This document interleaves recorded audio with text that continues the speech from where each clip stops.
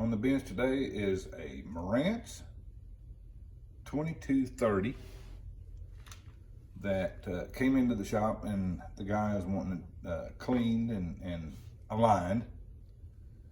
This one, he says, and I've got the box to prove it, that it has been in its original box at the top of a closet for the last 35 years. And for me, always, as soon as I get one in, I'll pull the covers off of it and check it out and see, how much has been changed in it, anything like that. This one, I pulled the covers off of it and it looks mint on the inside.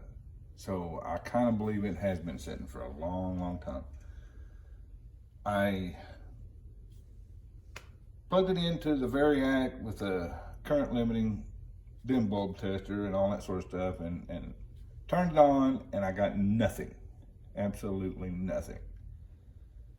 So I started to, I ran a signal into it and traced it out, and found that it just had a dirty tape monitor switch.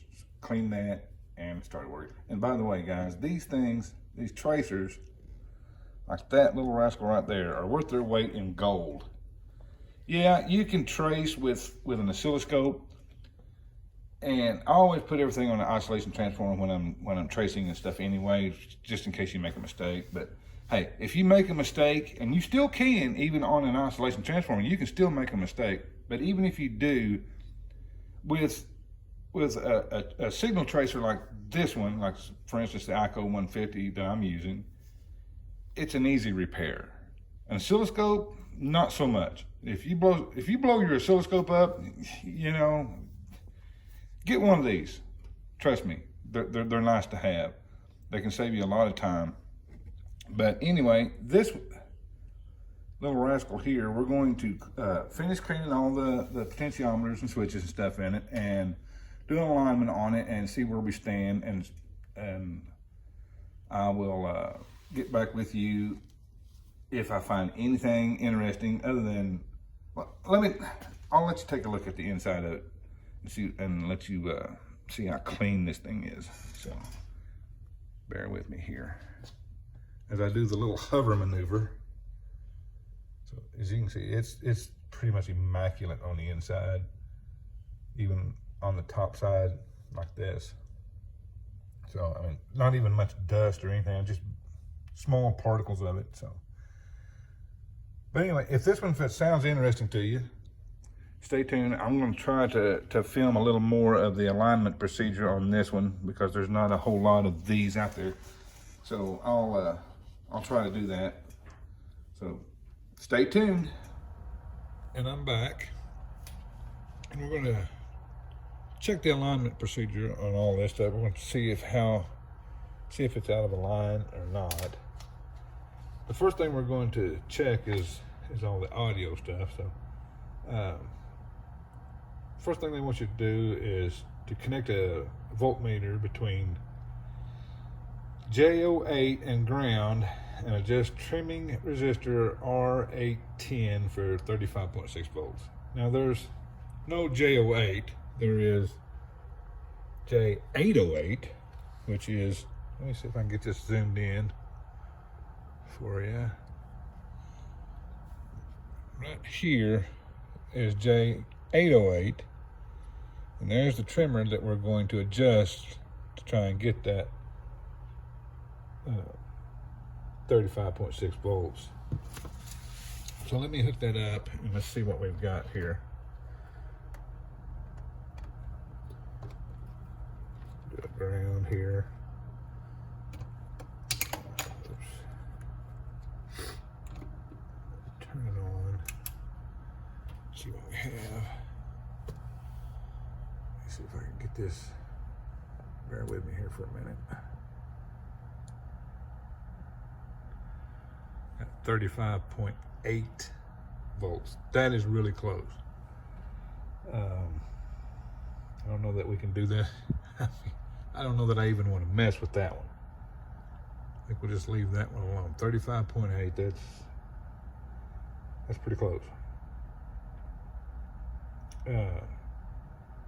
So the next one will be the idle current adjustment, and it wants you to connect a vacuum tube voltmeter across the resistor R774 and adjust the trimming resistor R765 until the meter reads 5 millivolts DC, and for the other channel do the same adjustment. So let me get set up and we'll do that. Okay, the next process of the alignment is the idle current adjustment, and they want you to connect a voltmeter across resistor 774, which I have right there, as you can see it. It does have insulators on it, so you have to slide the insulators back just a little bit and clip your leads onto that, and adjust the trimming resistor R765 until the meter reads 5 millivolts DC. Now let me bring you around here to show you where the trimmer's at. It's on the top side. Let's see, can you see that? Let's see. No. Man. Sorry. Okay. There is the trimmer that we're going to adjust to try and get that 5 millivolts. I'll turn you around and I'll put you onto the meter so you can see it. We're a little high on that one, so it's still adjusting itself. So let me see if I can bring it down just a little bit. If I can get the little tweaker in there. Let's see, which way do I need to go?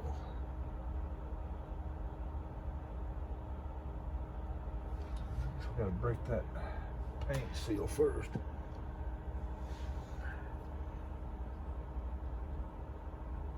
Okay. See if we can get this to move. There, we broke it. So now, see if we can get an adjustment out of it. This is going to be really touchy.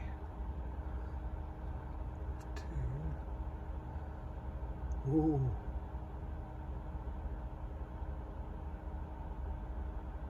Oh, look at that.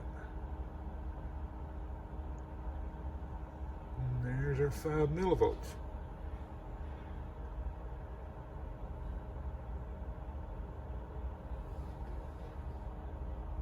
And we have to do the other side the same way, which I'm not going to film that for you, but you get the idea. So that's yes, that is number 2 of the audio adjustment. So let me get set up for step 3. Okay, so the next thing they want us to do is the clipping level adjustment.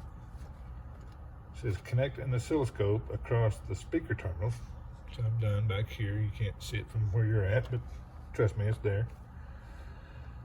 Apply an audio signal of 1 kilohertz to the auxiliary jack and increase the audio signal until the audio output on the oscilloscopes begin to start clipping.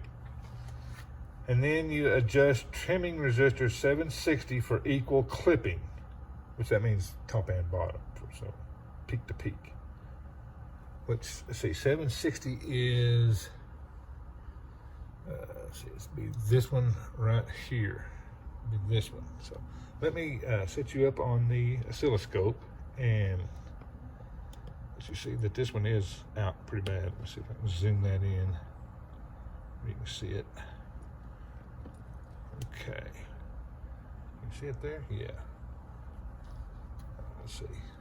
If you turn the knob just a little bit, you see the bottom is clipping way before the front, or the top, I'm sorry.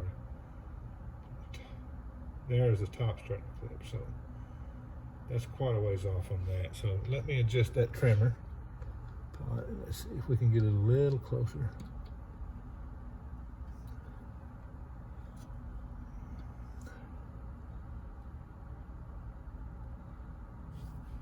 These you have to tweak a little bit and wait. Tweak a little bit and wait. Okay, now we're getting closer. So let's see, let's pull this down a little bit. Volume down.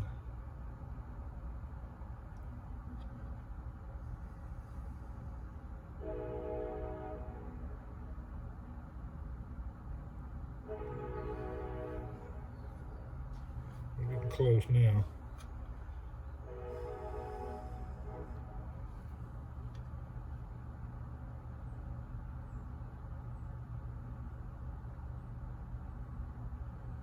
That looks pretty close to me.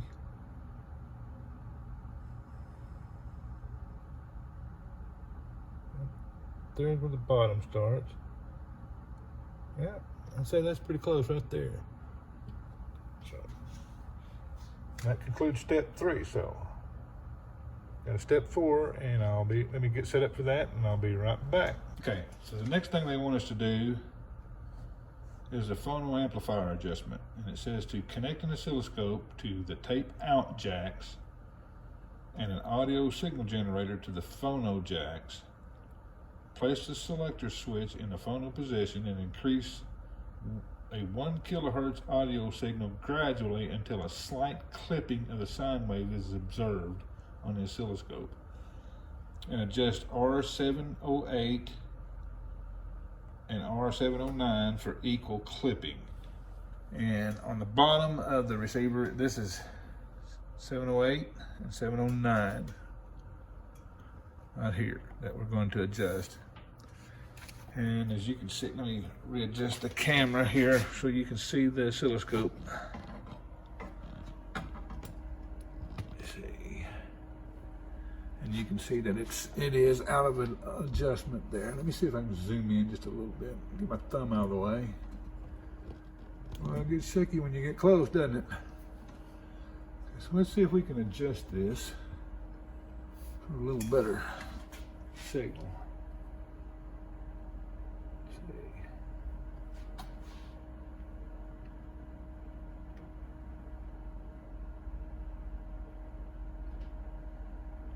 She's coming in.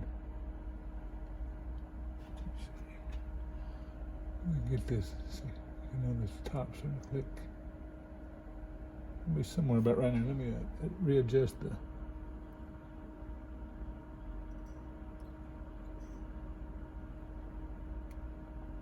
Yeah, that looks pretty close.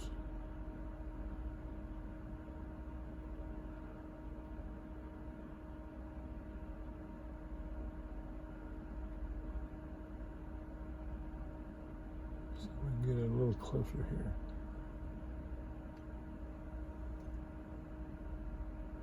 Somewhere, I'd say about right there. We're both starting to clip. Too far.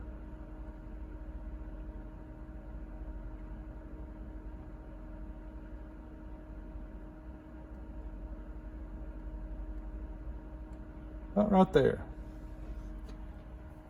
And that's all of the audio adjustments that we have to do to it. So let me get set up for an FM alignment, and we'll be back.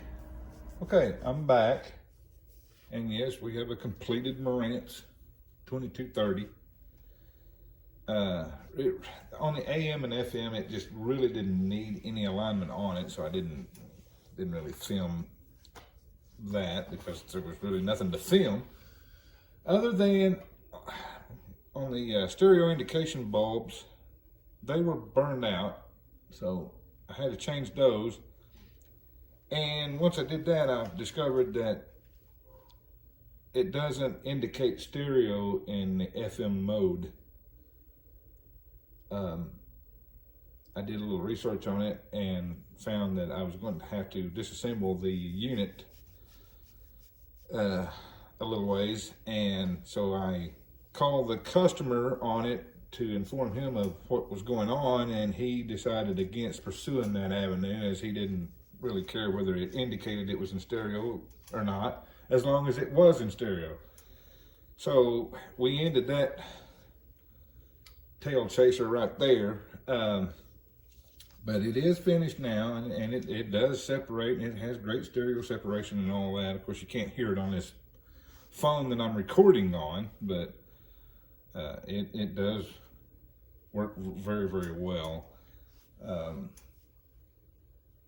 The same customer brought me a, I don't know how you pronounce it, Nakamichi, I guess, OMS 7 CD player that wasn't working. And when I tore into it, took the covers off of it and found that it just had a broken belt, I thought, well, this will be an easy fix. But no, it wasn't, and I didn't record it because I thought it was just going to be a broken belt. But as it ended up, I had to replace a voltage regulator in it. Let me turn you around here where you can see it. It's a cool little unit. It's not too bad, but yeah, it had to have a voltage regulator changed in it. But we got that going too.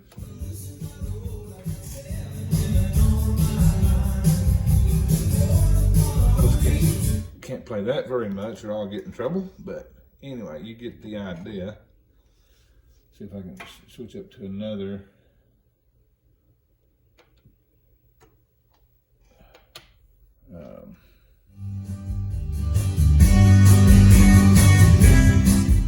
The old stereo sounds good again. So with that, I'm going to wrap this video up, keep this one nice and short as well, and stay tuned. I do have a huge Kenwood that's going to have some extensive work done to it. I'm going to throw it up on the bench probably next. It is a, what is it? I think it's a 9GX. Never worked on one of those. But it is a monster of a stereo. So stay tuned for that one. Thanks for watching.